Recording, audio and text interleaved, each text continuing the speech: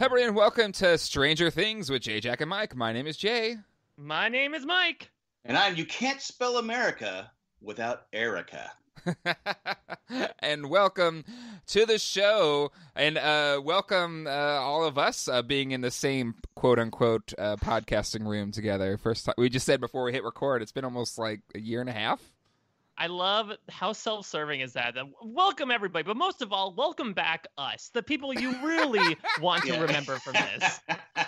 Yeah, who cares about the show? Well, yeah, we were trying to figure this out.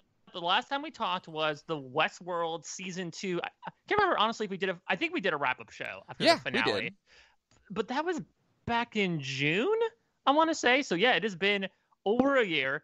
A lot has changed, at least in my life. Yes. So it's been amazing to rekindle these flames, to get back together with you guys down in the ironworks, and start dressing each other up.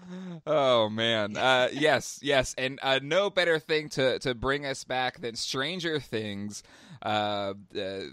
Season, or I guess it's Stranger Things 3. They try and say it's the third Stranger Things as opposed to third season chapter 3. or something like chapter 3, or is that what they do? Or is that the because they do chapters. The chapters are the episode titles. They're one of those shows. Like I think House of Cards did that as well. But House of Cards kept going, right? It was like 1 through 12, and then season 2 was 13 through 24. So you had to do math to figure out what episode the season is.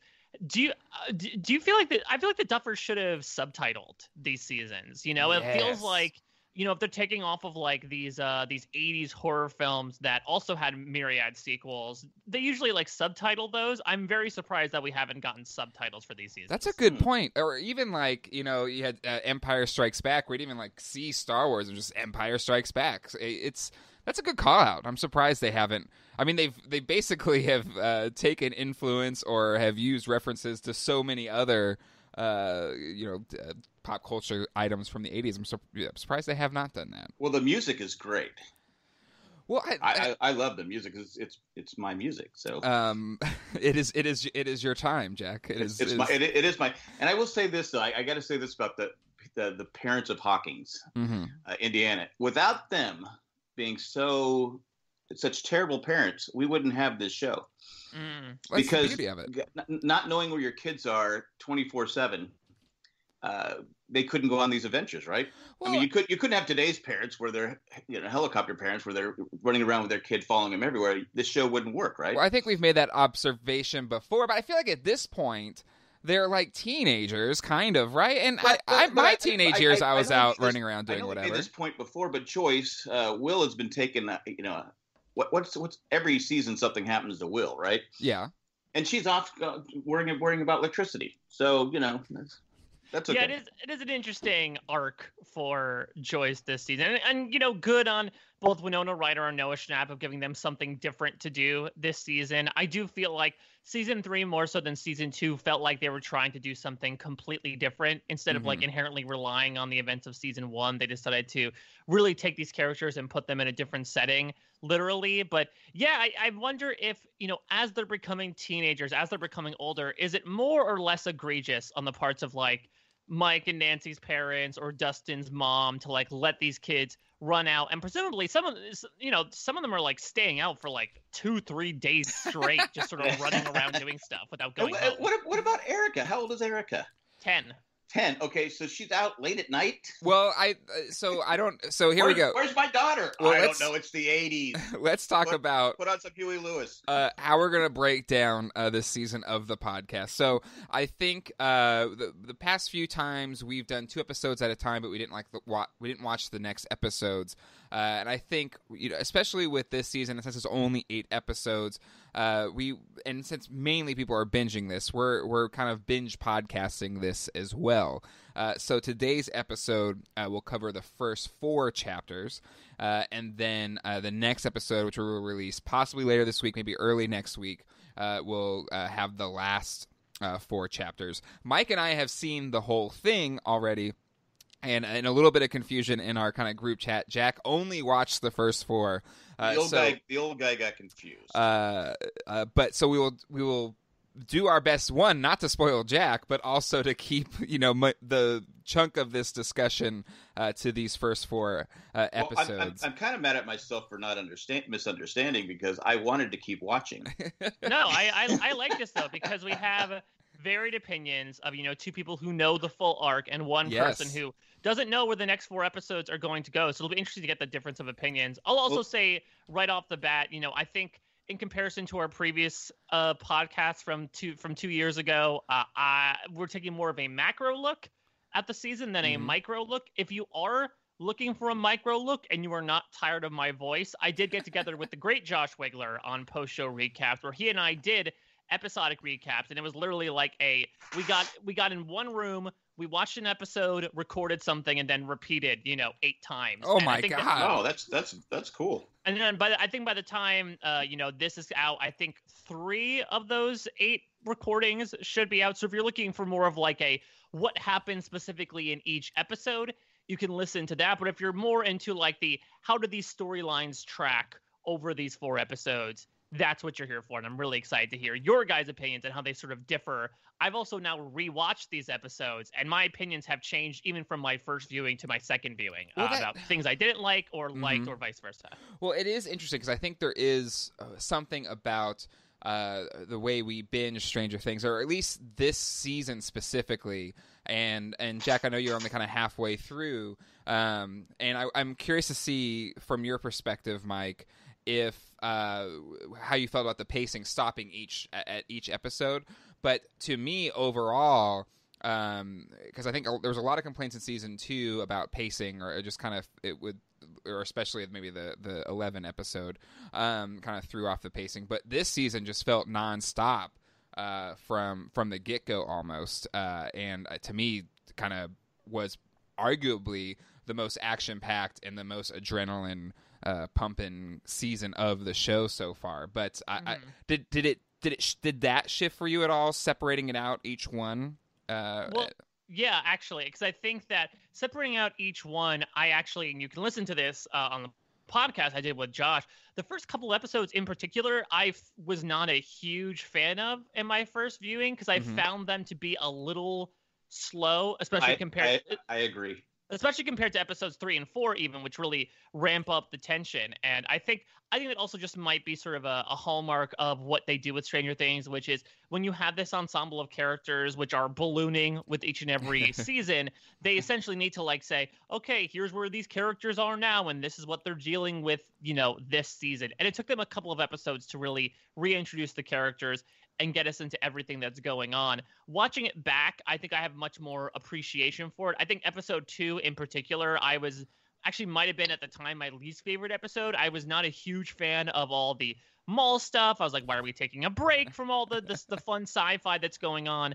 But I realized if you look at Stranger Things as more of a send-up of like 80s culture instead of just 80s horror, like maybe we were inclined to believe in the first season, I actually enjoyed that second episode in particular a lot more. Once you look more into like, the Max and 11 relationship, and the fact that these kids are being kids, and we really haven't seen that, at least in season 2 entirely. I gain further appreciation for it, though.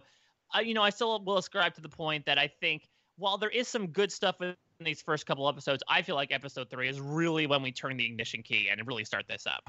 Yeah, and I would agree. And I think, if you are just letting it ride and letting Netflix just bring up that next episode in 5 seconds after the previous one ends, maybe that kind of recapping all of these or getting reacquainted with all the characters happens a lot quicker. Because to me, I didn't stop at chapter 2, went straight into chapter 3, and maybe start a little bit at chapter 4, but like, okay, it's 1 a.m., we need to go to bed, and then start over. So.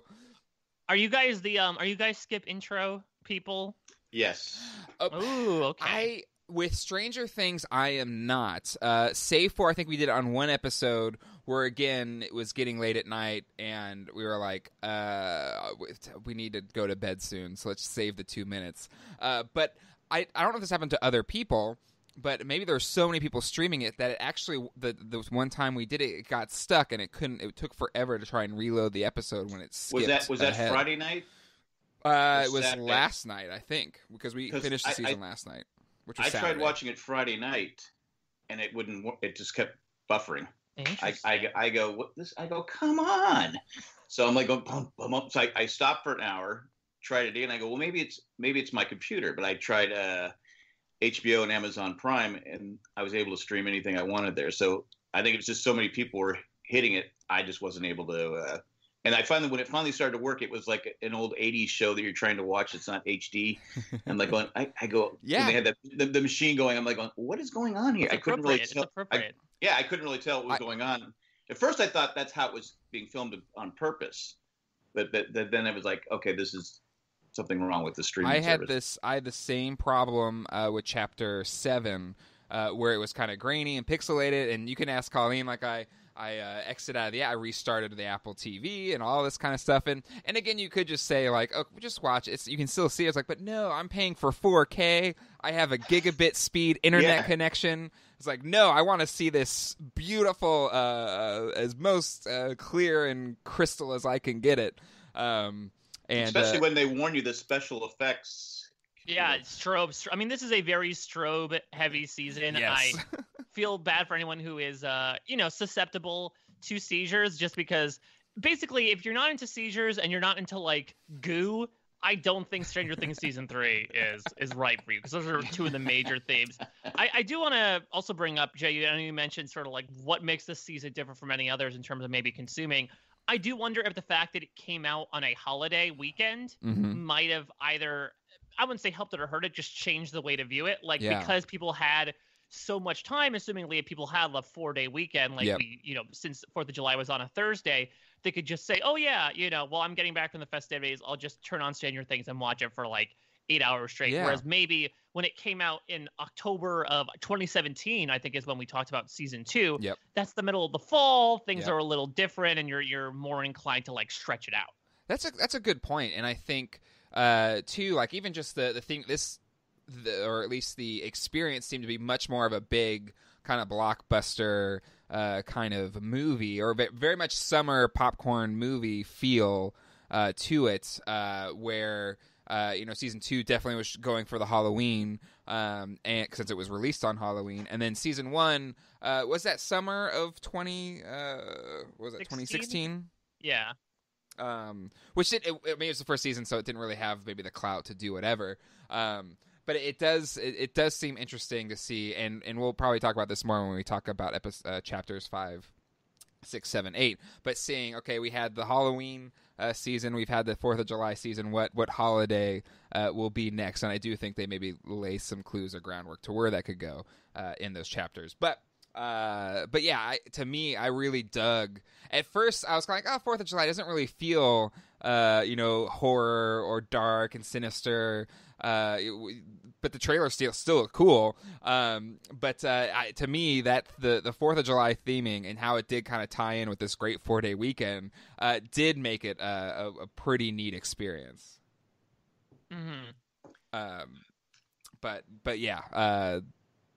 And to me, the mall stuff, and maybe because I was a mall rat. My mom or both my parents had jobs in malls, and so I hung around there a lot. And then we had our own Parkway Plaza, which very similar design in the 80s and 90s to this one. Cookie cutter mall, yeah. I absolutely loved the mall stuff, because it took me back. Hot dog on a stick. Sam Goody. I mean, all of those things spent where my much sister time. worked, hot dog on a stick, or pups on a pole, whatever it was called. I was gonna say, so is hot dog on a stick really? This is 90s kid coming in here to talk about the 80s. Was hot dog on a stick like a brand, or is that more so like a generic way to describe a type of food that was being served? No, it was a legit restaurant.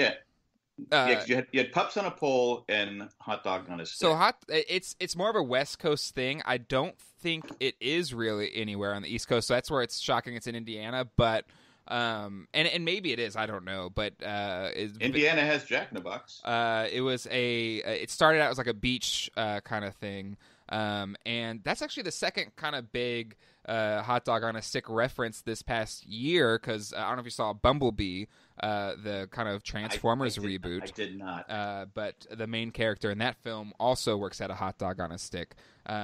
So it is a legit kind of fast food, and it's basically just corn dogs and cheese dogs and lemonade, and that's like the thing lemonade. So it's up there with Orange Julius. And do they have any of those anymore? Yeah, those are. I think they merged with Baskin Robbins. So something like that. Like when I would go to the mall up until like the early 2010s, I remember that the Orange Julius would be like, it'd be like an Orange Julius Arby's or something, where like the restaurant would serve drinks as Orange Julius, so they clearly could not be self-sustaining. Well, do you think would Scoops Ahoy fit in with all those other 80s types of things, or do you think is it too out of the box from the other 80s brands? No, I think it's perfect. It fit right in. Like I think back to and Jack, you'd probably even know more because you were more, a grown up to remember it. But to me, like UTC, like that wood paneling and everything, like that is exactly the type of place. Because I remember the ice cream shop at UTC, and I think it had like the same wood paneling, if I remember correctly. But Swanson's. Samsonite. Samsonite. But I thought it fit right in with that vibe. And again, like while they're sitting there in the booths, I think the Burger King as well had a similar type layout. I mean, you had people that were there wearing those kind of ridiculous outfits and actually and even in Hopper, his cutting edge of Magnum PI shirt. Jack, did that echo back any favorite choices for you? Well, he's watching the pilot episode. Yeah, don't look at the dogs. Don't look at the dogs. I mean, it just, and then he gets the cool shirt. So yeah. I've seen pictures of you in this time, Jack. You definitely were going for the Don Johnson / Magnum PI attire. That was more mid '80s, I think. The Don Johnson look, so would you? Did you think Hopper's attire this season with the Magnum PI shirts ridiculous, or were you like, no, I'd rock that, and I did. I'd still wear it. I'm a fan of the Hawaiian shirts because my wife isn't, so I don't wear them a lot. I don't think I would count that as a Hawaiian shirt. I just felt like it was like one of those pattern kind of 80s button-up. It wasn't flash. I mean, it wasn't because even I think they make a one of his deputy where he made a comment. That's got a lot of color for you there.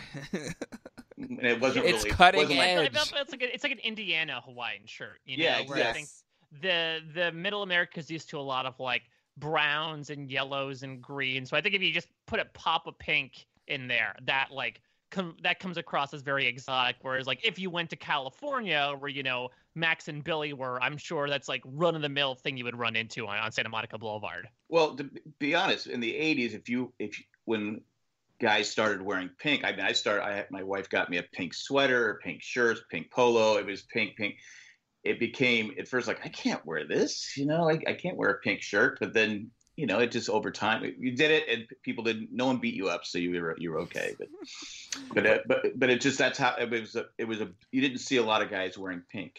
For those who don't know, Jack was a severely bullied kid, so he feared anything in which he could still be beat up and thrown in the lockers as a young 20-year-old. So I can't wear pink. He ran into a few Billies in his day. Let's just say that. Oh, geez. Would you have gone to Camp Nowhere, Jack, or is that too dorky for you? Well, that's too intelligent for me. There's no way. I'd be like, okay, I could put like a Mento and some Coke, but I don't know if I could do anything else. Yeah, you'd be like showing off like Dustin showing off his new inventions of like, oh, I call it Soda Stream, and you just put a Ponto in the Diet Coke and spray it everywhere. Exactly. That would be my limit. No. Come check out my cool volcano. Yeah. Let's dig in a little bit to these chapters, and you bringing up Dustin's return from summer camp and his girlfriend Suzie, who super smart, looks like Phoebe Cates. And is Phoebe Cates, is she like arguably probably the one every guy or girl was after, if that was what you were looking for? Is she like Fast tops Times in the 80s? Maybe.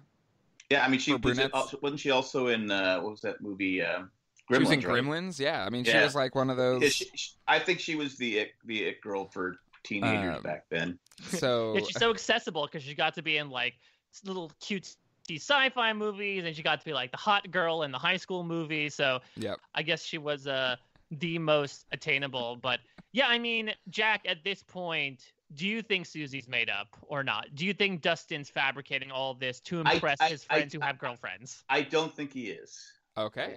I don't think he. I know they do, and like I said, through 4 episodes, we haven't seen her or even heard from her. But I'm going to say no. That what's his? I'm drawing a blank on his. Dustin? Dustin. What's his friend, the older guy, the guy that's wearing the Chips Ahoy shirt? Oh, Steve. Steve. I don't want to forget Steve. He believes him. Well, yeah, because to me, I love that they've continued that relationship of Steve and Dustin, and to me, I thought was my favorite things from season 2. So I love that they've brought and kind of even continue to grow it in season 3. And then we have the addition of Robin, who, Jack, you still haven't seen the last 4, but I think is a great addition as well. Like I think a lot of people. Well, she was funny in when Steve kept striking out. She would have a little chart there for how many times he would strike out, but. Yeah, it's so interesting. I mean, I feel like she is a really great character, even in these first 4 episodes, just because it's always fun to see. And this is why Erica was so fun in season 2, and we'll talk about her definitely in season 3 as well. But it's always fun to have somebody going in and essentially reminding us that they are all dorks. And Steve has become so much dorkier between seasons 2 and 3. The sailor suit doesn't help, but like now he's lost his game. He's losing out on all these girls. Yeah, and now him and Dustin have this like really elaborate handshake. He was over the moon to see Dustin there, which is really fun. To Jay's point, I really like the furthering of that relationship. And it's really fun to have Robin there just to respond to all the nonsense that's going on. But it's also. Go ahead. She goes when all the kids show up to the movies for free. Hey, your kids are here. Yeah, I do love that she acknowledges the fact like the only people he's apparently friends with now are like 13-year-old kids. And again, this was the cool guy in high school. Yeah. And that's the other thing as well, is that it's interesting to sort of see Robin as we see her, but also find out from Steve when Dustin keeps pushing this possible relationship on Steve of like, no, she was such an offbeat in high school, like band geek, drama geek. It's interesting to see because she does not really, I don't want to, paint with a broad brush those stereotypes, but she does not really remind me of that at all outside of like her saying she has her ears are little geniuses or something. She has a linguistic ear, but that's really the only quote unquote nerdy thing she's done in these 4 episodes. But I think what's kind of cool and what they've done, and they really dig into this season, and you see it here in these first couple chapters with Steve Harrington, but and it's true to life in that the people that are, say, the kings and queens of high school, it's almost a stereotype that once high school's over, it's the nerds seem to be the ones that actually are the more well-adjusted and prepared for, or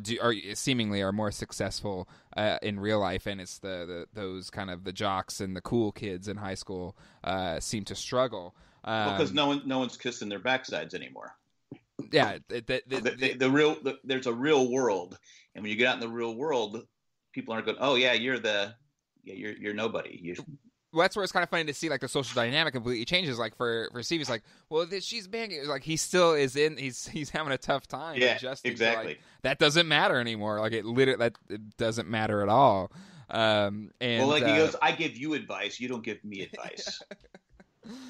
But yeah, I think I really love that trio. And then Erica, a character I thought was maybe just like kind of a one-off kind of joke kind of thing, cool little foil in season 2. I loved her in this season. I thought she was a great kind of addition to that trio. And I know we can't really get into 5, 6, 7, 8, but I think she was a lot of fun. I really dug what she brought.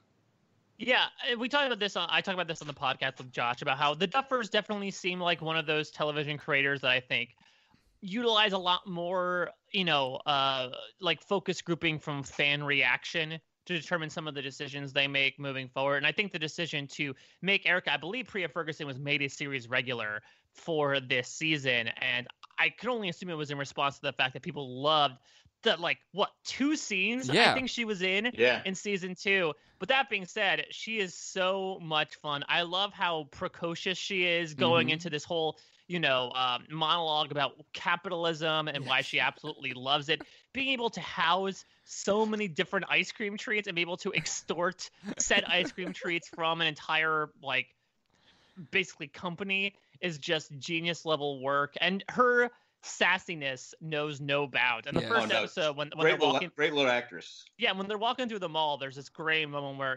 Lucas and her have spats, of course, and Lucas says, "I think shouldn't you be going to bed soon?" And she says, "Shouldn't you die?" And it's just so blunt and dark, but Erica sells it so well. It is really interesting to see the Scoops Ahoy group also sort of expand, because at first you have Dustin finds out through Cerebro this Russian transmission. He tells Steve in episode 2. Episode 3 is really when Robin gets involved and quote unquote solves the case, and then episode 4 is when Erica gets involved. And I won't spoil if there are any more hangers on there, but it is really interesting how this sort of weird Wizard of Oz-esque group just keeps gathering in all these misfits while the other characters are off doing their own things. This group forms. Jack, how do you feel about the fact that in this first half, at least, Dustin is completely away from his friends outside of when he takes them on the hill? Luckily, they worked Steve into they built Steve and Dustin's development last year, so it works. Because you're I want the guys to get together, but even Will at first, when he's upset that they don't want to play Dungeon and Dragon, they have girlfriends, he doesn't have a girlfriend, But that's how when they're reaching that with 13, 14, 15, that's when you start breaking away from some of your friends that you had when you were younger. I mean, I'm sure we all had the same thing where it's I've moved on to different friends. So I like how they've done that. And I like how they're taking all the story. It's, obviously they have one thing they're trying to do, but it's 4 or 5 different stories going on. But I did want to point out that Erica, at first, you think ice cream for life, that's not a good deal, but Steve might be a lifer at Scoop Ahoy, so it might be a good thing for her. But you want to see them together, but it's She doesn't have that in writing, but you can only assume, like you said, if Steve's working there a dead-end job the rest of his life while his dad continues to teach him hard work, that she'd be able to just be don't worry, I know Steve, so he can get me free ice cream. Well, $3 an hour. It's and talking about them kind of being separate, I think as Colleen and I were watching it, and for those Lost fans out there, it's been done before. It's very risky to kind of separate the group, but it's kind of a classic thing writers do. That's a classic D&D trope. Don't separate the group. Yeah, that too. But a lot of times, okay, I just want to see the original gang back together. I want them. But I think it really worked, and I think, Jack, you bring up a great point, is that they kind of took relationships that they developed in previous seasons and allowed them to kind of flourish in these kind of separate pockets of these characters. And I think even though you haven't seen the last 4 chapters, Jack, we can all assume that they're going to get back together. Yeah, but because it's one goal. Yeah, but at the same time, I've really watching it, I enjoy the storylines. At no point when I was watching, I was I kind of just want the whole gang back together, because I think the different storylines that they have, and the main ones, are we have the Scoops Ahoy crew, we have 11 and the rest of the party, and then we kind of have Joyce and Hopper. But their journeys and their stories are so interesting. They are kind of their own separate storylines, but they all are getting to that same conclusion at the end. But to me, watching it, and again, it's only 8 episodes, so it probably doesn't feel as long. But I didn't feel that sense of I just want to see them all back together. Did you feel the same way, Mike? Yeah, I agree. I honestly forgot at one point, I forgot that Dustin was sort of part of the main party. And maybe it's just because the main party now has grown exponentially. You obviously had the 4 main boys, but now you have 11 and you have Max. And to your point, I think a big theme, especially in those first 3 episodes, and particularly with Will's character, is about this idea of growing apart, as Jack brought up. This idea of, especially when you get older and maybe your libido is turning you in different directions and you have different interests in a manner of speaking, maybe you find yourself not necessarily, the last F in BFF might be pending after a little while. And it's been a really interesting thing to watch because, again, we've seen these people be such close friends in the first couple seasons that to see them grow apart is like simultaneously interesting and heart-wrenching at the same time. And really it's the latter because Stranger Things does a great job of building these characters, and to see them, sort of at odds with one another, to see Will really cringily try to do this like Day Without Girls wizard cosplay and then storm off and destroy Castle Byers, which was the big thing that like him and Jonathan built to sort of build walls around the fact that their father left and they had such a broken childhood. It was just a really sad but strong symbol about how, that's another form of growing up as well, is if you feel like there are certain crutches or things you don't want to remember or things you don't need anymore. I just thought that was a really interesting storyline that I'm sure we'll get into as well. But yeah, I think having Dustin separated, it's been interesting as well because that storyline also feels like it sort of lives in a different genre. Again, I was talking about how there are some horror things that we'll definitely talk about, but I think for the first time really in Stranger Things, the entire Scoops Ahoy stuff is more so out of like a spy movie, which feels very, very different for the show. And Jack, you probably you know 80s movies better than anyone I know. But what's that movie? Is it Red Dawn where there's like Russians in a small town or something like that they have to? Well, the Russians invade America. Yeah, but Red Dawn takes them out. I think they even referenced it in the show. But yeah, and I think there's a lot of and again they had the kind of the Ghostbusters thing last season, but that's more of just like kind of a fun aside. But there was a lot more direct influences outside of just horror. I mean, again, you had big Thing references. I mean, they started with was it Dawn of the Dead? Yep, Dawn of the Dead. Yeah, but yeah, the Thing is a big thing with the stuff that the Mind Flayer's doing. Yep. It seems like they really are branching out to other pieces of 80s pop culture. Maybe it's just a response to the fact that they said, okay, we've been doing horror stuff for a while. It's starting to feel a little repetitive. How else can we tell this story? And I'll admit that's another reason why I was initially dissatisfied with the first two episodes, is because they felt different. But now that I sort of realize what they're trying to do, I do have more appreciation for the fact that, yeah, this does feel different, but it sort of needs to feel different. Well, and, something that we haven't touched upon yet, but it's been a big part of this season. There's been a lot of really cool tie-ins. I mean, you have the Upside Down Whopper. You have the USS Butterscotch. I don't think I've seen the Upside Down Whopper yet. It was kind of a short kind of thing they did. Or you could just literally do it yourself. Just take a Whopper and flip it upside down. That's all it was. But it was in the box. But and then the USS Butterscotch and is at Baskin Robbins, plus a couple other cool Stranger Things themed. But one of the things that is they brought back new Coke to Coca-Cola did, and they kind of sold it on their website. They've had a couple of vending machines and to do it. But that's kind of like to what you're saying is it is the same, but it's new and it's kind of cool. The parallel for New Coke, but it's kind of funny that they chose New Coke because that there was just it's one of those famous instances of a company getting it horribly wrong, and some people argue that they got it absolutely right because it made them sell more original Coke, but either way, that was the plan. But they changed the formula, and people absolutely flipped out. But in this case, they did tweak the formula a little bit, and I think it was for the better because I thought the season as a whole was a really good season.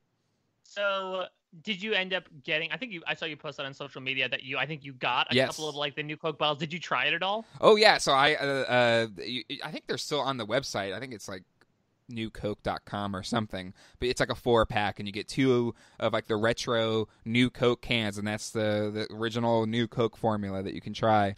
How was it? It's good. Like, if you like Diet Coke is actually based off of the New Coke formula, because that's when Diet Coke came out. Before that, Tab was their main diet drink. But so if you like Diet Coke, it's very similar. It's more Pepsi-like, so it's a bit sweeter, which is what they were going for, because Pepsi was kind of becoming a really popular, or was kind of challenging Coca-Cola in terms of popularity in the 80s. Cola Wars. It's the Cola Wars. But it's not earth-shatteringly different or anything, or it's not as cool as, say, Clear Crystal Pepsi. But it was fun. I was like, okay, I'm going to drink. We got them in the fridge. We're going to drink these for when we start the show. But it's cool. It's just, to me, I love the tie-in things because again, it kind of does harken back to the 80s and all the tie-ins that they used to have back then. You had the cereals and the toys and the Happy Meal. I mean, there was so much. Life was good in the 80s. Well, the commercialization of that era was such that like so many people walked away still so emotionally attached to these franchises because they kind of got us hooked so strong during that time. I mean, the fast food chains were the best place to go play in the playgrounds to get the toys, and if you watched cartoons, it was to sell more toys. So they made really good consumers back there in the 80s that is still kind of stuck with us, including the Duffer Brothers that we see here. But yeah, I was craving Doritos during one episode. They were eating Doritos. Oh yeah, when the boys were moping, yeah. Well, I don't know, even though it was producing certain gases from them, it doesn't matter. Well, I think to your point, Jay, I think that's also represented through the fact that season 3, a lot of the focus, at least from the Scoops Ahoy crew, takes place in a mall. Yeah, and that's one of the big conflicts as well. Sort of on the sidelines here is yet another new character, Mayor Klein, played by Carrie Elways in his most like smarmy fashion, is that the mall is shutting down all these stores downtown because they're sort of centralizing and commercializing commerce. Right. Yeah. And it's sort of like ironically what they're doing with Stranger Things merchandise on the outside of it. Yeah, and to me, I think that's where it's good and bad because it's fun to be able to let your nerd flag fly and kind of show allegiance to these things that you enjoy. But it can be a double-edged sword. But everything ebbs and flows, and now you've seen malls kind of disintegrate and commerce and everything kind of going back into city centers. So it is fascinating to see. But to me, I dig it. I love.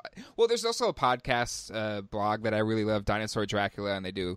There's one called the Purple Stuff Podcast, and they kind of they went out and did all the things because they've had a lot of like special tie-ins in New York City and stuff like that.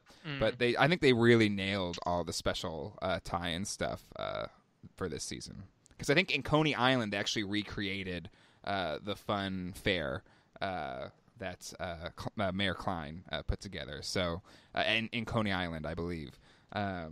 So yeah, it's cool. I am primed to consume these things as I get ready to go to Comic-Con and buy a bunch of stuff I don't need. So let's talk a little bit about Billy and Mrs. Wheeler, but just kind of his turn here from in the beginning of this chapter 1 into chapter 4, and of course he's going to be one of the big bads all season. But Billy, who is probably one of the more controversial characters in season 2, in that, one, people didn't like him because he was a jerk, but I think we even talked about it on our podcast where we were frustrated. It kind of concluded, and it was like, what was his purpose? Like, why was he there? Right. There's a lot of arguments about Max too. Like, what did they need to be there? And in this season, and I know, Jack, you haven't gone to 5, 6, 7, 8, but I think they've used him better in this season. And I'd be curious to see maybe how fans perceive his story arc, and how it went in season 3. Yeah, Jack, how do you feel about it? Because none of us, I think, were exactly fans of the Billy characterization in season 2, and so when we found out that he didn't die in season 2, we were sort of scratching our heads, though I guess I don't know how far the Duffers were planning in advance, but I do wonder if they were thinking about using Billy for a higher purpose, in this case, really making him the Mind Flayer's main puppet. Yeah, I agree, because I was like, oh, Billy's still here? That was my first thought. Why do we have Billy? But through Except 4 episodes, I go, candy, okay, now I see why we have Billy. He's the hot lifeguard. But no. Yeah, that's another reference, was like they were making, the first episode, that pool stuff was very like Sandlot or like Fast Times at Ridgemont High, like slow-mo teenage wasteland type of stuff, where the moms, Karen Wheeler was, and that's another thing I think the Duffer Brothers are really building on. That scene that everyone actually seemed to like. Maybe the only Billy scene that people were fans of was when he flirted with Mrs. Wheeler in the season 2 finale. They're like, yeah, let's do more of that, at least for like a hot second. So they do have Mrs. Wheeler like lusting after him and nearly leaving her family to have an affair with this man. I know we haven't seen a lot of Karen Wheeler. Luckily, the dad was snoring but holding his daughter. Yeah, but that's also like, if she had really left at that moment to go see Billy, I don't know how I would feel about Mrs. Wheeler. Because I feel like that's a moment where you're like, oh yeah, I have a family. As much of a fuddy-duddy as Ted Wheeler is. So I was a little nervous as to where they were going with it. We also have this weird scene, and like we go from that and Billy saying, stay away from me, to episode 4, where she has this interesting talk with Nancy, where I love the content and I love the fact that this season has made an effort to concentrate more on female relationships. You know, we have that with Max and 11, and we have that with this scene. I'd say I like the former more than the latter. Like, I appreciate the content of this scene, but this scene came out of nowhere. Mm-hmm. Yeah. It may have been a victim of just trying to kind of move it along, because you did go from beginning to where she's like ready to, you know, have an affair with a much younger man, and then going to you know, confidant of Nancy. But to me, like, it could have been a wake up call. Maybe it was a wake up call. Maybe it was a wake up call. Maybe she needed to be more engaged, or she just saw it. And to me, like, I was fine with it because I really liked it. I liked that moment between mother and daughter, and kind of that encouragement that she was given. But I'll also say, at watching it and you know, enjoying the fan fiction around Mrs. Wheeler and Billy, I was also still kind of hoping that they would hook up in a bad, because both Colleen are like, come on, but no, that didn't happen. Wow. It's a TV. It's not real. It's a Motel 6. I mean, well, you know, it's like soap operas. You know, it's just like, ooh, steamy, whatever. But I think people would have not liked Mrs. Wheeler. I know. I'm fine. She did the right thing. Jeez, Jay, my God, she has kids. She has a family. Billy hooked up in a different way. He found somebody else. Oh God. That's a great point that you make. That I think that if you sort of fill in the blanks between episode 2 and 4, you could see that maybe she felt like, oh man, I almost, you know, hooked up with this guy. What does that say about not only, you know, my life, or like what the assumption behind women is in these types of romantic trysts? And maybe that's what she sort of approaches Nancy about, in her attitude about how, you know, we might be kicked down in this world, but we're going to fight our way back, which again is a really cool conversation. I just kind of wish, like, Cara Bono is a great actress. I would have loved to see more Karen Wheeler, even in these 4 episodes in general, because I think that that's a really cool storyline. But I feel like you have to fill in a lot of blanks to get there. Whereas maybe if we had spent, you know, some more time just dedicated to maybe her track, because this is the most we've seen of the character, and she's still a main cast member, and she's still only been in, like, you know, a handful of episodes. But here's the thing: if they did like a side, just a standalone episode of just Karen Wheeler, like the internet would have blown up. Like, why I don't want to focus on this. So it's one of those things, like, you could give more. I just don't know how you do it in 8 episodes, and they're maybe a bit gun shy to kind of put more into that after the pushback. Was it chapter 7 of season 2 was the 11 episode? Yeah, because there were 9 episodes in season 2, because they took that one episode to do the standalone Chicago thing. Yep. I still don't get the hate, but that's just me. Which this season, you know, we at least in the first 4 chapters, we have not seen much payoff to any of that yet. But you know, it remains to be seen. Let's see. But okay, so Billy becomes the puppet for the. How do we like this whole mind flayer and how he was approached in this season? To me, I loved it way more than Mind Flayer in season 2, because season 2 just felt very like he was there, but he wasn't really there. And it just didn't have the same punch or feel that the Demogorgon had in season 1. And in season 3, the Mind Flayer and just this kind of really gross turning rats into putty or whatever kind of make himself. To me, and now using these kind of his own zombies or the flayed as his puppets, what is way cooler. I think is a much better foil or big bad beast for the people to go up against this time. Yeah, I completely agree. I absolutely love it because I think one of the problems with season 2, again, they were sort of repeating a similar type of formula where it's like, okay, here's another big bad monster. This one is more of a thing of like, much like The Thing.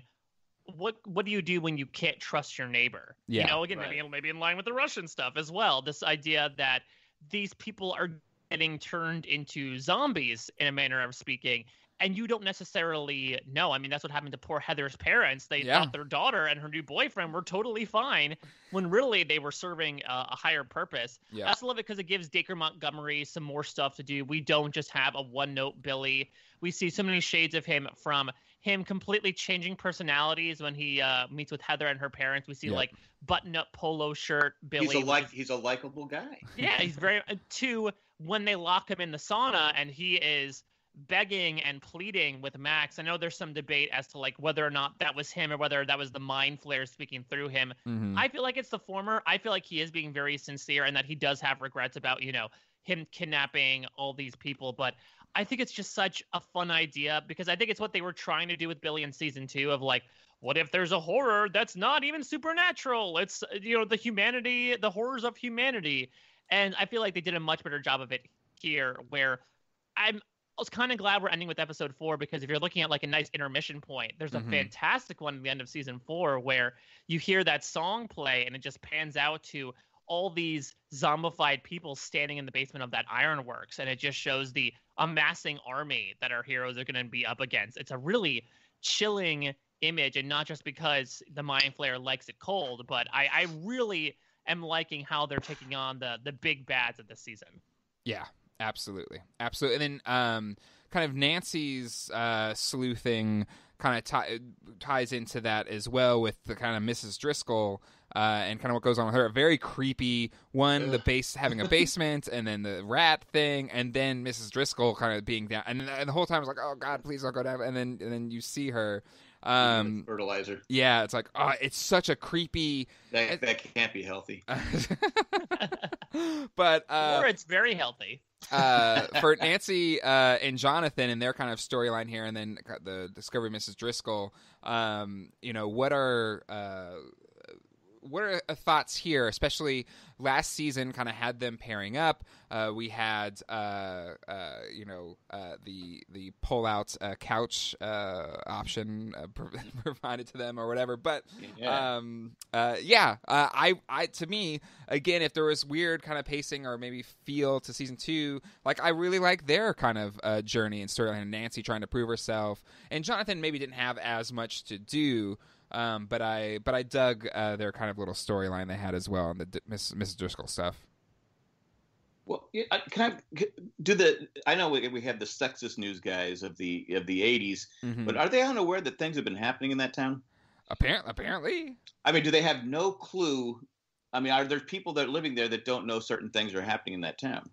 Well, because I'm trying to remember. I mean, they saw at the end of season 2 Hawkins' lab get shut down by the government, and Barb dying to like the chemical leak. So maybe they just thought in like the 6 months that happened in between that, like, okay, things have gone back to normal. Because it does seem like Nancy's trying to pitch these weird things, and maybe it's just the inherent sexism within these guys, but they are totally shrugging her off. Calling her Nancy Drew and all that stuff. Yeah, old Busey Jr. there. I don't know. I see where you're coming from, Jay. I'm not a fan of the storyline pretty much because of this. Like, this feels a little too over the top and repetitive. And I know that we're supposed to hate these guys, and my heart goes out to Nancy. And I know it's probably a weird sense of waters to navigate with the Duffers as to like, okay, now that the will there or won't they has been solved with Nancy or Jonathan, what the heck are you going to have them do? I think that, you know, the fact that they're starting to like combine their storylines, hopefully with some of the other characters soon, is a good thing. Because I don't know, this storyline was not doing it necessarily for me in the first 4 episodes, and maybe it's just because those jerks in the newsroom are just such ignoramuses that like I never wanted to go there and see what they were doing.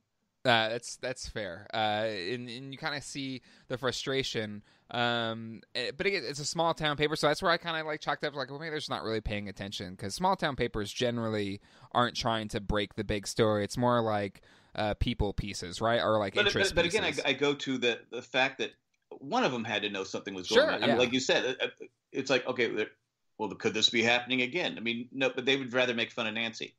There's no mustard on my hamburger. Find the missing mustard. I mean, dude needs to be punched in the face. Well, and again, if we saw Heather's parents there getting, I mean, maybe just provides more fun if they're, also flayed bad people down the road, because you already hate them. Jack, what did you think? Because we end off the 4 episodes on Nancy and Jonathan getting in this argument where, they both get fired in this really kind of trippy scene where Heather's dad ends up firing them. What did you think about, the way that they fought, about just sort of the representation of the fact that they are sort of from 2 different sides of the track? They are, but it was weird because they're both right. She's right that you should be trying to do more, but he's like, I have helped pay a mortgage. I have, I don't have a dad that makes 6 figures. I don't have. So I saw both sides of the argument. Yeah, I agree with that. I think that, again, it's a representation of the fact that they are sort of from different households and from different styles. I think Nancy, because of what she's been afforded, has this really pie in the sky idea of like, yeah, I can do whatever I can set my mind to. I just need to work hard for it. Whereas Jonathan, I think he quite literally says like, the world sucks.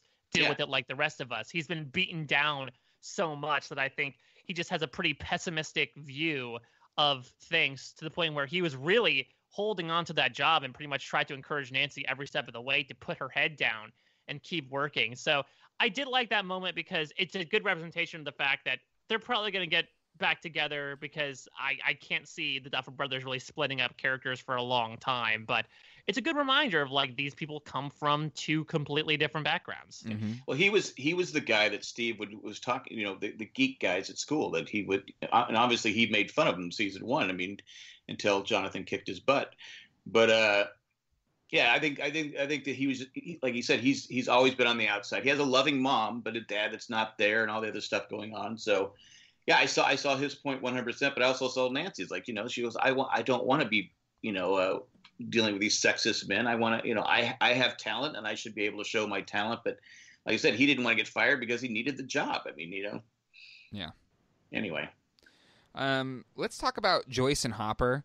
Joyce obviously dealing with the fallout from season 2, and still hasn't moved on, and understandably so. And Hopper having to deal with a growing teenage daughter and her annoying boyfriend, and how it kind of leads them to kind of discover this Russian plot. And I love how, again, each season has its kind of like with the lights, and then we had the drawing of the tunnels, and then this season had the magnets, which, again, this might just be an 80s, 90s things, but I remember so many people had those like little fruit magnets and stuff like that. I was like, I know those magnets. You had to have them. I think they were standard issue, right? Yeah, I'm sure they didn't come out with any other types of magnets besides fruit back then. They look down on you. People walk in your house, oh, you don't have fruit magnets. And it also is a great way to bring in I'm blanking on his name, the science teacher, Mr. Clark. Mr. Clark. Which was awesome. I love that we had Weird Al Yankovic playing, and he was just like nerding out, painting his. I love how they brought him into this, because again, it's summertime, so it's like, okay, are you gonna get a scene with him? And we did, and it was probably one of his best ones. But yeah, I again, 4 chapters in, there is this kind of Sam and Diane moonlighting kind of vibe between the 2 of them. The sexual tension is there, but Joyce obviously is still reeling, and Hopper is Hopper, so who knows how that's going to work out. But and Hopper gets beat up by Drago. That was very much like a Russian Terminator vibe. I mean, it was almost beating you over the head with it, but I really dig that as well. Just like another kind of big human bad that they're kind of going up against. But how did Joyce get Hopper back, though? What do you? Oh, like got him back to the house. After he was knocked out. TBD. No, she might have some mom strength as well. All right, because Hopper's a big boy, so. Yeah, and I think that maybe one of the reasons why I wasn't a big fan of the first 2 episodes, as compared to the other ones, was I thought Hopper was a little too cartoony in the first 2 episodes, especially when dealing with the 11 stuff. I can understand how he had a daughter before, but he never had a teenage daughter. But it felt a little too much like a Tim Allen type of thing of like, I don't know how to talk to my daughter. I'll approach it like an angry cop. And it led to a lot of comedy, but it maybe was a little too over the top. But David Harbour has been like chewing up the scenery, and I do feel like once episode 3 kicks in and him and Joyce start getting onto this case with the magnets and Russia and everything, that he does transform back into the Hopper that we know and love. So like we talked about before, it's something different that maybe I didn't appreciate the first time around, but knowing his entire arc, even in these 4 episodes, I can tolerate the temporary dive into insanity that Hopper has here. But because Mike's Mike's a dick. Let's just say in that first episode, yeah, he's a big dick. He's just I punch him too. I mean, he's just he's yelling at Hopper. He's like, I just like, man, that's not the way to go, Mike. Yeah, Mike's always angry. He is. But it's just like, back off, Mike. At least, and we'll get into Mike in a second, but at least he's not like emo season 2 Mike. He's just kind of a dick Mike. No, he's just he's a typical teenage, Yeah, know-it-all. You can't touch me, you'll go to jail type thing. It's like, we're in the middle of nowhere, man. I'm the chief of police. I do what I want. Yeah, and then there was a funny moment there where he feigns that his Nana is sick to like put him in a truck and then essentially just scream at him about stay away from my daughter. Yeah, which worked. And again, it is a trope. It is almost stereotypical, but it's kind of true to Hopper's character though, where especially last season as well, he lost his daughter. And clearly he's not quite able to handle his own emotions in life, and especially losing his daughter, and he hasn't been able to process those well. So to me it makes sense to his character that he's not going to be the type of dad that is very in touch with his feelings and is able to kind of communicate through those feelings, et cetera, et cetera. And it's adorable that Joyce tried to get him to do this heart-to-heart thing when you just know he's just not going to be able to do it. And so to me, it didn't seem – I didn't mind it as much, but I could understand, especially if you're like going episode by episode and kind of spacing it out.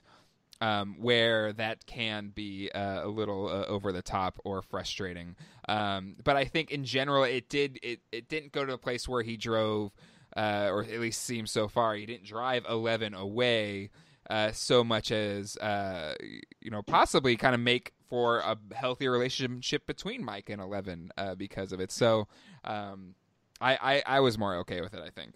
Yeah, though he did, I guess.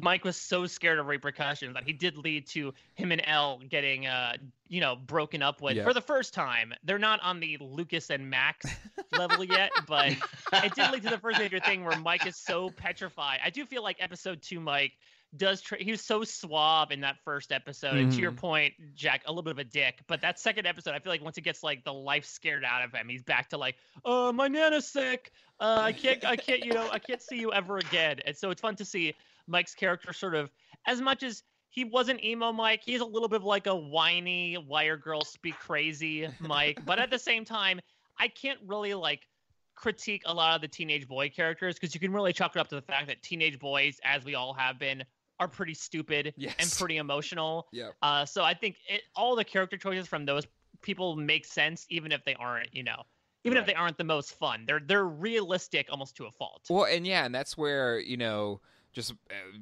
being a teenage boy, being a teenage nerd boy, like a lot of these scenes or these moments spoke a lot to me. Like Will, and I was Will at one point in time where I still wanted to do these nerdy things, and in that kind of transitionary phase where I had other friends that didn't want to do it, and I felt like I was like, no, we should still do this fun nerdy thing, and people are moving on. So I was like, oh my god, it's like it's bringing back so many feels from junior high Jay that I could actually really connect to, and then also just relationships as a teenager are just so it's funny in the moment, or when you're in them, are so life and death, but with the retrospective time, it's just like you realize how silly and stupid you were as a teenager. It's also this. Go ahead, Jack. I was going to say, when Mike was screaming at his mom like that, I couldn't relate to that, because if I was screaming at my mom like that, I wouldn't be here talking to you guys right now. Yeah, but that's also Karen Wheeler, who as he talked about in the beginning of the podcast, ready to let her kids run away for a week and say, "Oh yeah, they're at Will's house. I'm sure it's fine." It's also on this really interesting level, and this was experienced with Arya in this most recent season of Game of Thrones, where like, I'll admit it's a little weird to see Eleven and Mike, make out. And I think it's only because, as we saw in the flashbacks in episode 3, when Will is sort of pontificating on things, we've seen them from such a young age that it's weird to see them kind of grow up. Mm-hmm. But that's sort of the point of it as well. And that's another thing you need to get adjusted to, is that these are not kids anymore. They're trying to adapt into this weird sort of in-between state of minds, much like between being a person and being a flayed person, in a manner of speaking. Puberty is flaying them, I suppose. That I don't know. It was crazy to open up the season, aside from the Russian stuff, on Mike and Eleven making out, just because I don't know, for some reason I didn't have that image in my mind until we saw it. Well, it's almost like, and I love how, again, anytime you have like especially a child cast, once you hit puberty, it's gonna be really, you can't keep having them play, because again, you look at Mike. Mike looks like a freaking grown-ass man compared to season 1 Mike. He's like 6'10", isn't he? I mean, they're all like, grown up. And but I love that they have kind of adjusted the years. Season 1's 83, season 2's 84, season 3's 85. Like, they've adjusted the timeline in the show to like their ages. And it works. Like, I think it absolutely works with the age change and making where they're at in that age part of the plot and the story.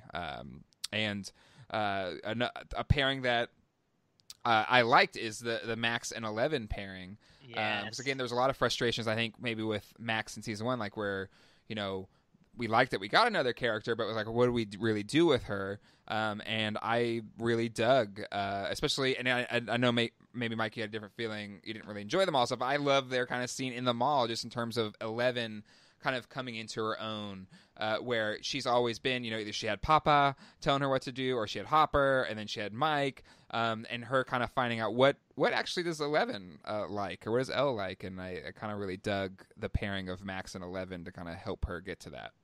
I agree, though. I love that pairing, because it's also coming from a very interesting perspective. Let's remember season 2, we had that scene where like 11 did end up escaping the cabin for a hot second and went to go see, happened to walk in on Mike teaching like Max teaching Mike how to skateboard, and then she falls, and so it seems like there's a really like strained relationship when they meet. But I love them coming together and Max sort of showing her the ways of the world. I love the theming of 11, to your point, Jay, finding her identity, where it's even represented through her hairstyles, as to like she's been dictated what to wear and how to look and who to be. But who does she want to be at the end of the day, I think, is something really fun. I think the thing that maybe made episode 2 took away from me, at least in the first viewing, was that, maybe this is a hot take, I kind of don't care about the Mike and Elle relationship. Like, I was never a big shipper of the two. Maybe it's just because like its analogs are E.T. and Elliot, that I never really felt like, oh, what if they hooked up? So I never really was like, oh, I'm rooting for you two kids. So the fact that episode 2 was really revolving around the fact that like they had strife was not something I really was pumped up about, even though it did bring us up this Mike and 11 pairing, which I feel like they do a great job laying the groundwork in episode 2, so that in episode 3, when they're on the case trying to find Billy, it's a really cool thing. Yeah, exactly. And that and how they're going on that path, while and Mike and Lucas are wallowing in their own self-pity around why their girls dumped them, and Will having his frustrations. To me, like, I really dug it. And if Mike and Will are maybe this, Mike and Elle are these maybe idealized, super lovey-dovey couples. I love the Lucas-Max relationship, where Lucas is like a horrible boyfriend, and Max but she's in power and she doesn't mind, because at least she's definitely in the driver's seat there. But I really found the relationship remember funny. She drove at the end of last season. Yes, so she that's right. has experience. But I think that covers most of the character arcs here, and we do kind of get to the conclusion of it, at least in the end of chapter 4. But one of the it opened in the season with involving the Russians, and it's a big kind of shift in terms of beyond this monster. Seasons 1 and 2, it's the U.S. government, doing shady stuff, and in this season, and we presume maybe going forward, we don't know for sure yet, but the Russians being brought in is as the new kind of governmental force is a pretty bold choice, and it'd be interesting to see how they played off, because this is during the Cold War. It's definitely tailing off of the Cold War, but you're still in the thick of it. And the fact that if in real life, if this had happened, this would be huge. And of course, the U.S. government would cover it up if they were able to kind of get all figured out. But I mean, that's gigantic. Maybe it did happen. And maybe it did. But a pretty interesting take. I really enjoyed it. Just in terms of, post World War II, the big bad from a U.S. perspective is the Russians. So, it works. But what are your all's thoughts? Well, I liked it because, growing up when I grew up in the 60s and 70s, you were told every day that the Russians were going to blow us up. So having that, that distrust for the Russians, it fits into it just fit in perfectly. I've enjoyed it so far. Yeah, at first I did. I'm sorry, Mike. I didn't know when we see the opening scene. I figured those were Americans. Oh, yeah. It wasn't until after they start speaking is I go, oh, they're Russians. Ah, okay. Yeah, I think that it's over the top, but I like it. I think that maybe that was another thing that maybe took away from, or made me sort of turn my head a bit in the first couple episodes. Was like, oh, we're going to the Russians. This seems a little stereotypical 80s, because I think they mentioned it at one point in the first couple seasons, but the fact that we were actually going that direction is super interesting. And I think, Jay, that's a great point, that this is sort of going to be our substitute for the Hawkins Lab side of things that we got in the first 2 seasons. And again, I think this is the best representation of the fact that they are doing something completely different. The fact that they have these coded messages, even though I don't know if it's good on Robin or bad on the Russians that she cracked their code within like an hour. Yeah, I mean, they definitely weren't covering their bases so well, but I mean, yeah, and the fact, and Joyce and Hopper, and again Hopper, being top level Hopper, figured it out or recognized the Russian Terminator in the mayor's office and was able to kind of go back and follow that thread. But Mayor Klein basically selling out his town to the Russians. That's gigantic. I mean, I know you have a politician. Well, if the mayor from Jaws is oft considered one of the worst mayors ever, but this one might take the cake. Yeah, I mean, I would say getting the Russians to construct something with a mall in mind, perhaps they even built the mall to cover up something, is just a ridiculous concept. But again, it's very like pure 80s. And so if you buy into that and the sort of the different turn that it takes with the Stranger Things, just the general Stranger Things storytelling, it's a lot of fun. And now that we do have this Terminator-like figure who is sort of just skulking around the town, sort of being like, we saw him in the cold open as the basically the hitman for this like comrade general guy. So you can only assume, I guess, he's trying to like keep the peace or keep people's mouths shut that might be onto them. Though again, considering how loose-lipped they might be, I'm surprised more people haven't figured out that code. Yeah, I don't know. The newsmen wouldn't figure it out. Well, so. I also love that.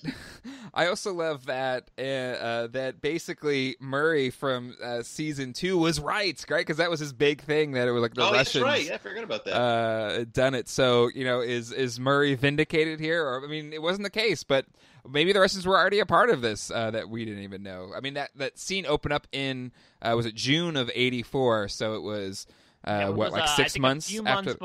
A few months before the events of season, because I think season 2 took place in October 1984. Yeah. So I think that this took place a few months before, but yeah, they're given this timeline of a year. So I guess they found this nice little window of like, hey, there aren't any weird things going on right now in the spring. Let's petition to move in on this turf and install our giant flashy thing to do something with the Upside Down. Yeah. So yeah, it is ridiculous. It is over the top, but I think it makes for a really fun story, and especially with the Ships Ahoy crew. I think it ends episode or chapter 4, them going down the elevator, if I remember correctly. Yes. And that's going to lead to trouble, I assume. But I think it's awesome, and again, Murray, you are vindicated, my friend.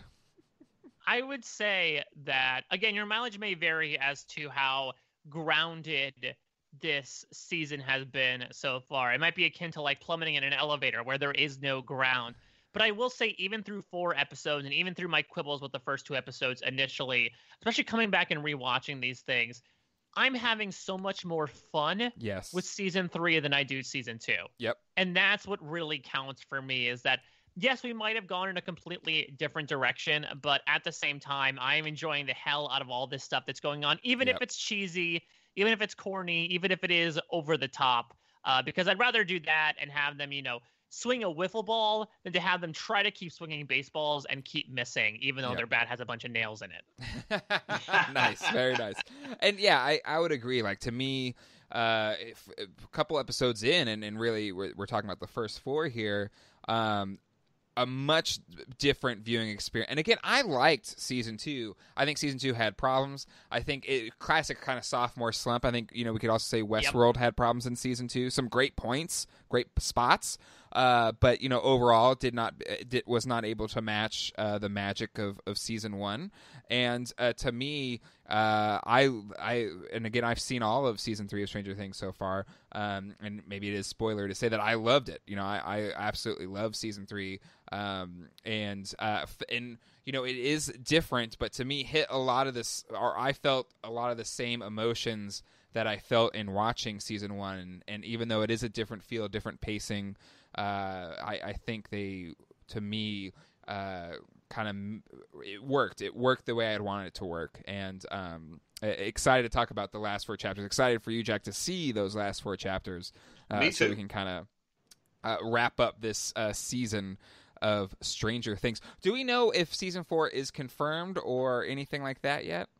I would assume so. I feel like college years, because I know Netflix. I know there's been a lot of stuff about how some of their models have been like make 3 seasons and then cancel it. But I feel like Stranger Things is such a big phenomenon, even 3 seasons in, that I think it would be foolish to cancel it at this point, especially since the Duffer Brothers said they have like 4 or 5 seasons of ideas in the can. It's not like they're going to go on forever. Just give them those couple of seasons, and then they'll be able to make gold with that hay. Yeah, exactly. I think they said they're done after 5 or something like that. So, and I'm totally fine with that, because I think you can't just do this type of show in perpetuity, and be really kind of. And again, you only have so many years in the 80s to do it as well, so you're going to run out of years in the 80s. We're already halfway through it almost. Yeah. Jack, I'd be inclined to find out from you, since again you haven't watched the second half of the season so far. But I guess now that they're at the midway point, what's your temperature on the season so far, personally? Well, I was like you. The first couple episodes, I go, okay, and I liked Jay. I go, they're not going to be together, okay. But then, as I think episode 3, like I think you said, Mike, I said, okay, now I'm in. I mean, I didn't hate the first 2 episodes, but I wasn't like, oh, this is great, this is fantastic. But 3 and 4 really got me, and I said, oh God, I can't wait to watch 5, but I have to wait. So I didn't realize I didn't have to wait. But anyway, so I really enjoyed the last 2. The 3 and 4 have been really good, really, really good. I mean, there's so much going on. Like, you forget that. I think it might have been Jay that said that you forget Dustin's not with the group anymore because he's working so well with Steve. So, yeah, I'm in. I'm enjoying it so far. I can't wait to go finish the season. Yeah, and I think also, not to spoil it for you, Jack, but I think what also helps is you don't have a Chapter 7 that Season 2 had that kind of completely puts brakes on the momentum that was going on, and you had to kind of get back into it. No, basically, at Chapter 3, from that point on, it doesn't stop. It does not stop until the end, and it is an incredibly emotional roller coaster. A good summer ride at a fair, which we might be seeing later in these next 4 episodes. But yeah, we're gonna have a lot of really fun things to talk about, a lot of interesting things to see, a lot more interesting choices that the show is going to make that I cannot wait to hear your reactions about and break it down sometime, in the next several days or so. I will say this though. I think we talked about before about Billy. Why is he here? What the character? I don't like him. I can't stand him. But after the scene in the sauna, I don't want him to die. Interesting. I mean, because I think he was being sincere. I think he was doing terrible things that he didn't want to do. That's what I believe, and also with the way Max was looking at it, because season 1 you could see that they just hated each other. Mm-hmm. But it's almost like you could see that, okay, there was some love between the two. Yep. And whatever their backstory is, we don't really know, but there is. So I go, oh, don't kill Billy. 11, don't kill him. Don't kill him. You kind of hope that he's going to be all right in the end. But I don't know because I haven't seen it, but he gets thrown through the bricks and he runs away. But it's just like, it's funny how you can go from just, I don't even want to see this character anymore to, oh, don't kill him off. I like Billy now. Well, it's also fun as well because I think this is also his showdown with 11, even though it was a hot second, is a nice representation of the fact that it seems like 11 might have met her match here. Right. Usually she can use her big old psychic powers to bend anyone to her will, but she throws this barbell at him and he uses his Hulk strength to throw it off of himself, which nobody was able to do before. So it does seem like, now that the Mind Flayer has eyed 11 and remembered what 11 did to the Mind Flayer back at the end of season 2, 11 may have finally met her match, and that's going to make for some really interesting content, hopefully. I'm assuming this will not be the last time 11 and Billy cross paths. Well, that, and I think it's because you don't want to have the Superman problem where your protagonist is invincible, and that's not very engaging as a story. So yeah, I think having somebody that could beat 11 is much more enjoyable as a story because then there's real stakes. Again, it was cool 11 closed the door, but it was just kind of like, okay, 11's here and now we're good. Everything's fine.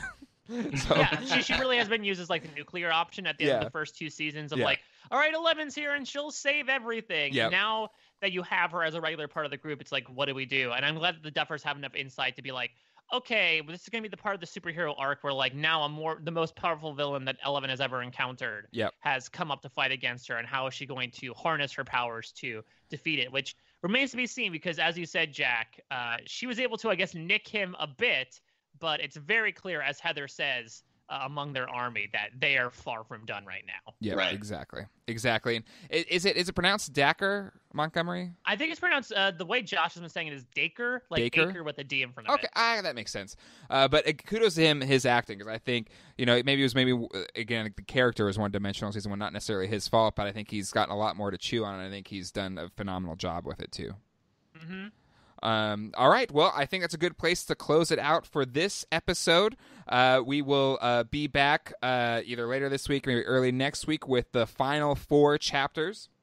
And Mike, I know it's been almost a year and a half or whatever it is, 2 years, but as always, we're just right back in the thick of it, and always enjoy getting to chat with you and talk about TV with you. Yeah.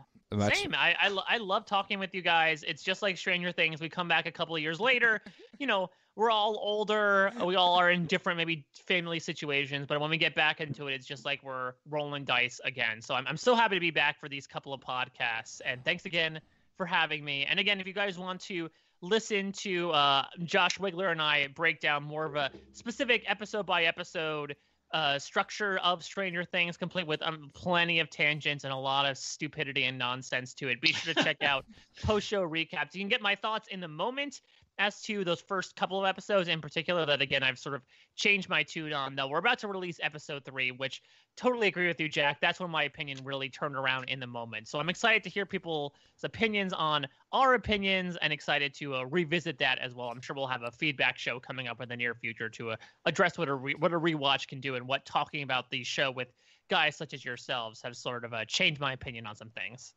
Yeah, and for the next episode, if you do want to get in feedback as well, Stranger Things JJM@gmail.com. I think it's one of the tough things about a bingeable show is you kind of just go through it so fast that you don't have the same kind of community engagement that you might have in a show that goes week to week. But pumped that you and Wiggler tackled it that way. So and Wiggler's fantastic, as well are you, or Mike. But I think we already said that enough times. So that should be a lot of fun. You got your quota in. You're good now. You ticked off the box. For Jack and I, we're going to Comic-Con next week. We have our yearly panel about Lost Fans Unite, which will also have our good friend Joe Garfine, and it'll be. You always that good friend. That's a stretch. Maybe for you, Jack, but I think I consider her a good friend. And Ralph Oppel will be moderating it from the Dharmalars podcast. So that should be, I think, and this year we got moved up to Thursday at 11 a.m., kind of kicking off the first full day of Comic-Con. So that should be fun. We usually are like Saturday in the middle of the day. So I'm actually excited it being Thursday. Because we won't have to like compete with Warner Brothers at 1 o'clock on a Saturday, and so hopefully more people are going to come talk Lost with us. And two, then once I'm done with that, my work at Comic-Con is done. I get to just go enjoy the con for the next few days. But definitely, if you are a Lost fan and want to come chat, every time like I'm like nobody's going to show this thing, but we always get a really good crowd and a lot of new Lost fans, which again blows my mind. There's always new Lost fans. Because this will be the 15 or what, year 9 after the show went off the air. So it's always a good time for the Lost fans, and we're posting up that on our social medias as well as it'll be in the full official program. But yeah, should be fun, as well as all the podcasts that we all do. I know the Broads have broadcasts, but they also have Broad Little Lies. So they're talking about Big Little Lies, the HBO show, which is in season 2, and the amazing Meryl Streep is killing it in season 2, as well as the amazing cast. I don't like back her from season 1. No, not Meryl Streep, her character. Yeah, her character. Yeah, but that's the point. And yes. Actually, if you want to hear another member of the Bloom family, I know my wife, Angela, subbed on for Amanda last week to talk about, in a similar type of vein, still another pretty ridiculous show in Big Little Lies, season 2 especially. And again, it's still a really fun show to watch, and especially to hear the Broads get into each and every week, into all of the comedy, the drama, issues, and of course, the perennial question of where is Shandy? Yes. So Shandy, who is one of the hosts, is actually she has a speaking line that she filmed. She actually got SAG credits for it. She showed up to be an extra, and she kind of got quickly cast into this role. So she might be in the next episode. Who knows? I hope for Shandy it's not like cut or something, but I think she will. It's like a big thing on the Facebook group. When is Shandy going to show up? She get her SAG card? Yeah, I think she can get an IMDb credit as well. So really, hopefully, we'll see. Like we can say we knew her when before she goes big time. My wife and I started watching on the 4th of July, the season 1, and we just finished it last night. Caught up. Oh, wow. I cannot think of a more patriotic show to watch, Jack. Yeah. Then a bunch of privileged rich women. You guys were talking about 4th of July. My wife goes, why don't we give it a try? I said, okay, we'll give it a try. Season 1 in particular is amazing. I personally think season 2 has had some ridiculous moments that I would forgive less than Stranger Things, because I think it's a show that tries to take itself pretty seriously, and there are some pretty corny. I think Colleen really says it best when she calls it like a telenovela for white people. And I think honestly, if you approach it with that, it's a really enjoyable show, especially the performances, whether or not the writing is, meant to be comedic or not, are just fantastic across the board. They recruit such high caliber talent to get across all these storylines. I pretty much called everything like after the second episode, but it was still enjoyable to watch. Yeah, to me, Especially with Meryl Streep, she just kind of shows up and she's so freaking good. She just chews up the scenes, but her also kind of going toe to toe with Reese Witherspoon, and to me, you have arguably a collection of the greatest female actors in Hollywood in one show. So you're gonna get a fun thing to watch regardless. So definitely check that out. And I believe Jack, do you have any other shows? Are there any TV shows you're podcasting about right now? TV shows? No, just finished up Amazing Race. That's right. Don't spoil me. We're not caught up yet. I won't. And then, of course, Ramblecast, or RC, Ramblecast After Dark, RCAD, is continuing to go strong throughout the summer. Yeah. Well, I don't know if it's going strong, but it's still going. All right. Well, that will do it. I want to especially thank Tak from Tokyo, Eckhart Richter, Maggie the Magnificent, Joanne with the Plan, Drake the Destroyer, and Ed the Creepy Mailman. It's Tak from Paris. Oh, he's in Paris now? Okay. And thank you to those and all of our patrons. Go become a patron today at patreon.com/JayandJack. All right, that'll do it. We'll see you all next time. Hasta luego and goodbye. Bye.